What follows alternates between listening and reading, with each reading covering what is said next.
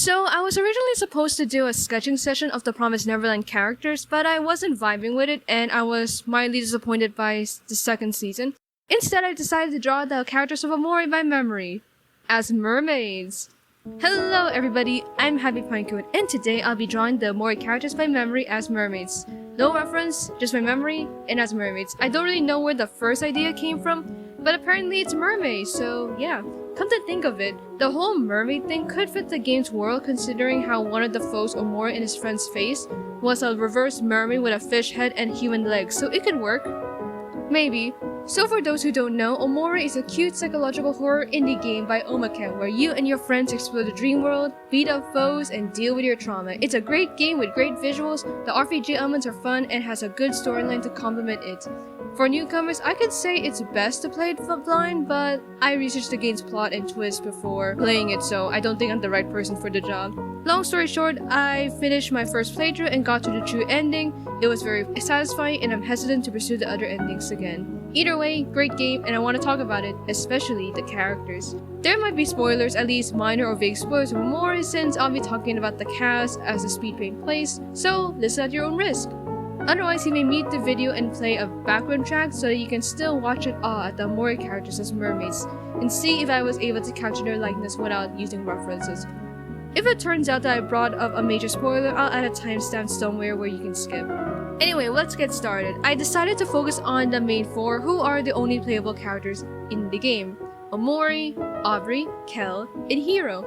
They are best friends, and together they use their unique skills to solve puzzles and beat up foes.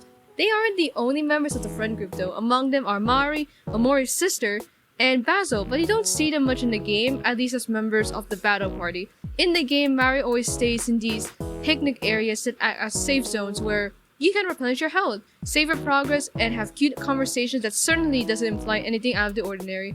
Basil, meanwhile, couldn't fight like the main four and would usually stay with Mari if it weren't for the fact that he mysteriously disappeared one day.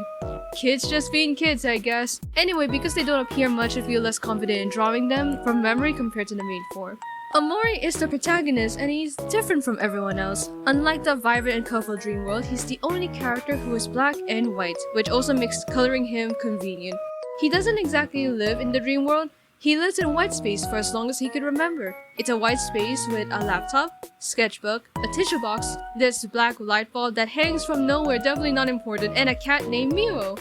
Whenever he wants to play with his friends, all he has to do is enter a white door. He's a silent protagonist, so his personality is reflected through the game's mechanics and visuals. And based on my first playthrough, he seems melancholic, he doesn't smile or show much emotion, unless he's affected by the emotion mechanics of the game. Furthermore, several of his abilities allow him to make his friends, foes, and even himself become sad. That being said, he seems knowledgeable to some extent. He has a foe book that documents the creatures he encountered, which also reflects his thought process since he wrote most of the stuff there. It's just so much fun reading the way he thinks of things. He also faces things head on and rarely sees running away as an option. Speaking of which, his weapon is a knife which lets him cut away things and provides major damage to his enemies. Very wholesome. Speaking of which, I wanted to stick to the mermaid theme, so I made his knife a seashell instead.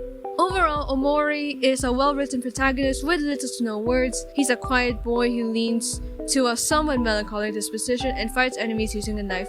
Together with his friends, he explores the dream world to do something, or to be more precise, avoid something.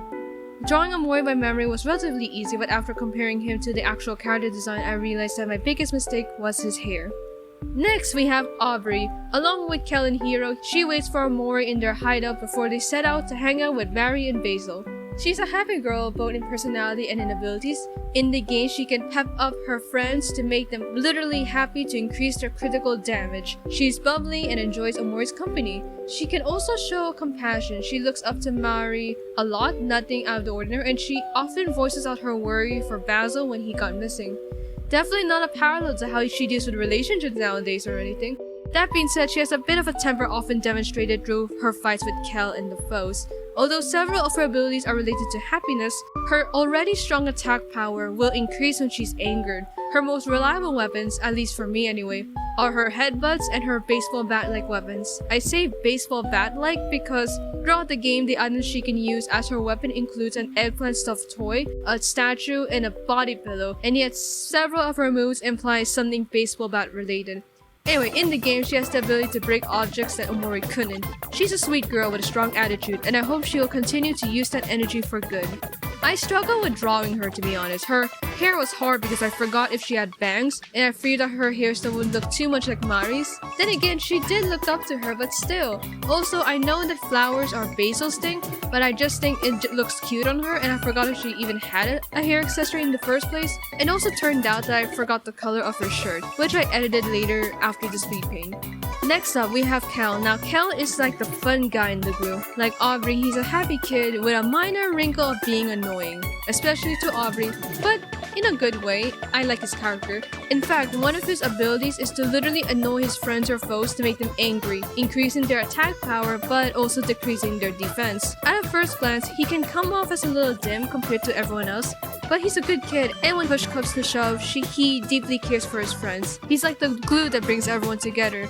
He's good at sports, basketball to be more precise. He can throw a ball-like item at high places. When fighting foes, he doesn't have as much fighting power as Omori and Aubrey, but he's very versatile. He can hit multiple enemies at once depending on the move, raise friends' juices during emergencies, and for me at least, he's the fastest of my party, so since he usually comes first, I can just use him to give snacks, juice, and weapons to up my chances. My memory of Kel's character design is a blur. I completely had no idea of what his top looked like, so I just drew a basketball on it. I think that's from his other outfit, but I'm still not sure. Either way, I was so far off his top, so I tweaked it after the speed paint. Finally, we have Hero, and he is a hero because he always keeps everyone healthy in-game. I'm serious. He's essentially the healer of the group. He's the oldest, Kel's older brother, so he's basically the mature one, besides Mari, who's about the same age as him. I guess that helps them become close. He's level-headed, charismatic. In fact, his special ability is convincing people to do things, an overall good guy. Too good for his own good at times. He seems to be good at everything. Despite lacking attack power, he's definitely an asset. Because Hero is a swell guy, many people like him, and it shows. In the game, making him leader makes all items in the game discounted, so you can save a lot of money because of him. I really like his character and the way the game uses its imagery to imply that perhaps his relationship with Mary might be more than just friends.